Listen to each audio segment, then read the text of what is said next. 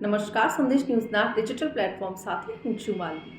અમદાવાદ માટે આજનો દિવસ ખૂબ જ મહત્વનો છે. આજે અમદાવાદનો સ્થાપના દિવસ છે. 26 ફેબ્રુઆરી 1411માં અમદાવાદની સ્થાપના થઈ હતી. ત્યારે અમદાવાદની જાણી અજાણી સિરીઝમાં આજે વાત કરવી છે એ ઇતિહાસની. અમદાવાદમાં ભીડભાડ અને કોલાહલ ભર્યા 3 દરવાજામાંથી દિવસભરમાં હજારો લોકો પસાર થતા હોય છે. પરંતુ ભાગ્યે જ કોઈને ખબર હશે કે વચ્ચેનો દરવાજો 614 વર્ષથી એક હકીકત સંભાળીને ઊભો છે. 3 દરવાજામાંથી વચ્ચેના દરવાજામાં રહેલા એક ગોખલામાં એક દીવો અહેમદ શાહ બાદશાહના સમયથી અવિરત અને અખંડ જલી રહ્યો છે. એની પાછળ એક રસપ્રદ કહાની જોડાયેલી છે. કહેવામાં આવે છે કે વર્ષો પહેલા દેવી લક્ષ્મી ભદ્રના કિલ્લા આગળ શહેરને છોડી જવા માટે રાત્રે આવ્યા.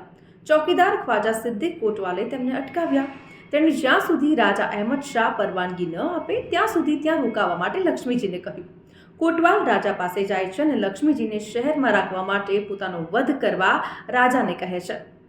ભદ્રના દરવાજા આગળ સિદ્દીક કોટવાલની કબર પણ આવેલી છે અને લક્ષ્મીજીનું પ્રતિનિધિત્વ કરતું ભદ્રકાલી માતાનું મંદિર આવેલું છે, જે 3 દરવાજાના એક ગોખમાંનો દીવો 614 વર્ષથી મુસ્લિમ પરિવાર દ્વારા પ્રજ્વલિત કરવામાં આવે છે. અહીંયા કોમી એકતાનું ઉત્તમ ઉદાહરણ પણ જોવા મળે છે.